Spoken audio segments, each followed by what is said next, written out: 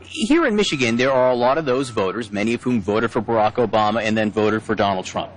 Independent voters in some places. Our Maeve Reston went out and talked to some of these voters over the weekend to get a sense of where they were. And I want to read you a comment from a man named Grant Gaither, who's an independent Michigan voter, who was trying to give a sense of how all this fits together.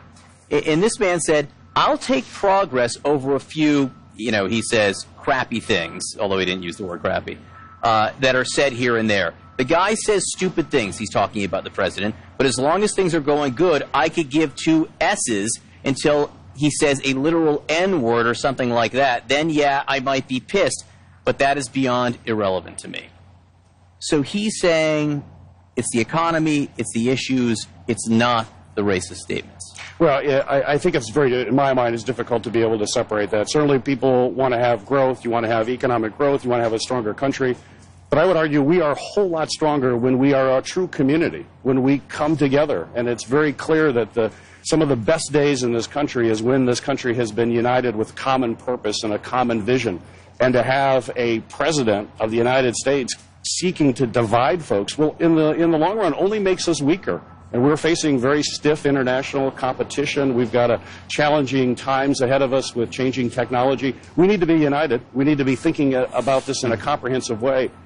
President Trump has taken us the wrong way. It may be a false choice, right? You can talk about health care and prescription drug prices, but also confront racism. Absolutely, and you have to confront racism. We cannot be a divided country, and you should do both. And I think it's important for Democrats, obviously, to confront that and to call it out when we see it. And unfortunately, we see it just about every single day from this president. But you also have to offer a positive, aspirational message and appeal to folks' hopes for the future and to make sure that their children have the opportunity to live their version of the American dream, whatever that dream may be.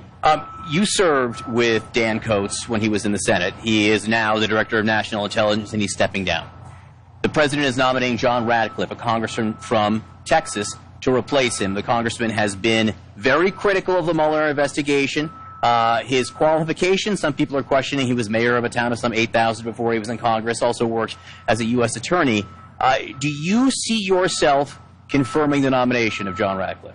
Well, I have a lot of questions for all the reasons that you just mentioned. I'm not sure he's qualified for this job. I was sorry to see Mr. Coats go. I've had a chance to work with him. I always thought he was very even-keeled and thoughtful, and I know he did challenge the president from time to time, and when he did that, I certainly figured he probably is not going to be around very long. The president doesn't want people to challenge him. And when you think about an intelligence director, you want independent advice. You want to have the best available intelligence to make decisions that are based on facts and reality. That is not something our current president wants. Richard Burr, who is a Republican from the Senate, the New York Times is reporting, has voiced some concerns that the pick may be too political.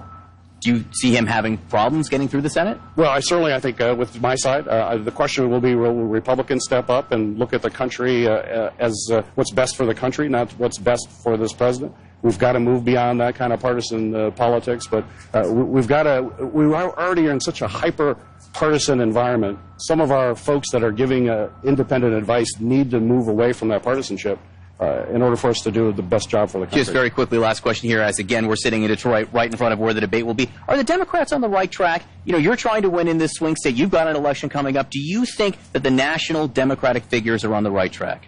Well, it's also still real early. I mean, one of the great things about the Democratic Party is we are a big tent. You've got 20 candidates. You've got all sorts of ideas being kicked around and debated. To me, that shows a very healthy party. We'll see how it all coalesces. We're still a long ways away from that coalesced candidate, but right now it's good to have a lot of ideas. Senator Gary Peters, thank you for joining us here. Thank you for having us in Detroit. It's great to be here this morning. Welcome. Allison?